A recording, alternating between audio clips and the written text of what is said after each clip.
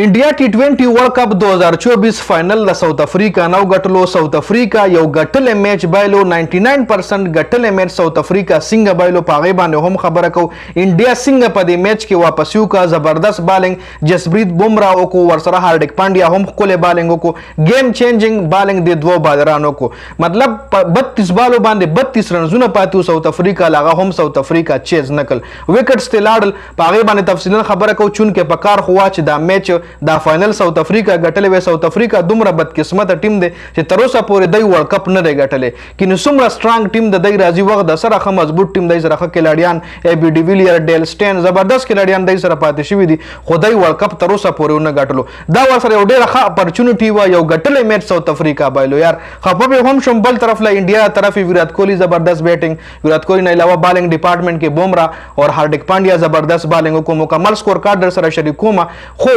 پکارتا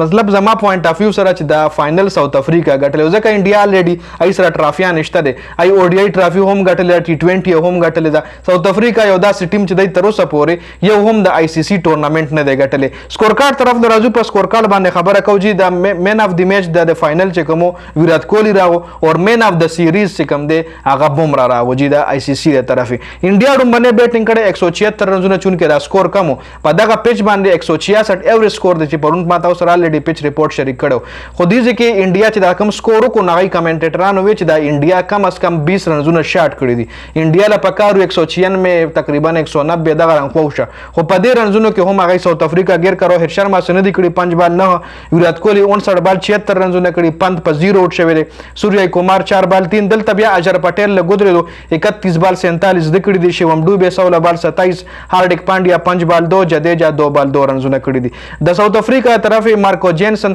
4 اوور 49 یو وکټه مہاراج 3 اوور 23 2 وکټه رباډا 4 اوور 36 یو وکټه مارکرم 2 اوور 16 نوکیا 4 اوور 26 2 وکټه اور شمسی 3 اوور 26 وکټ یو هم نه دشتي چونکه ټریک باندې کم وکټ جوړه وا سپینر په کامیاب نو فاز باران له هم بیا وکټس ملو شوی دي خو د साउथ افریقا طرف ډیر ناقص پرفارمنس کم دی میډل اډر کې بیټسمنانو کړی دي مارکرم سن دي کړي ریزا هینډکس 5 بال 4 ډیکوک 31 بال 39 مارکرم 5 بال 4 سټاپ سے کم دی زبردست لګیا خو غلط شاټ واخلو فلټاسی بال باندې ګور اوټ شو ریورس شاټ واخلو ریورس نه سوري سویپ واخلو 21 بال 31 رنونه کلاسن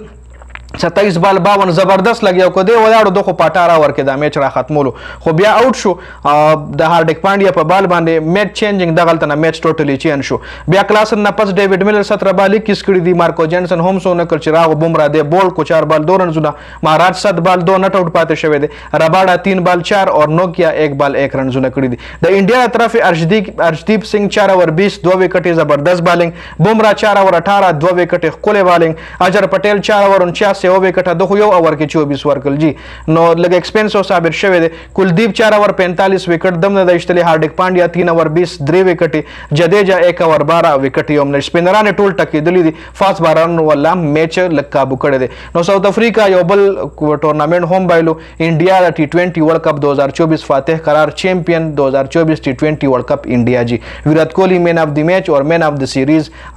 بومرا شو نو دا مکمل سکور کارډ د ویډیو کتلو زیاته مننه جی والسلام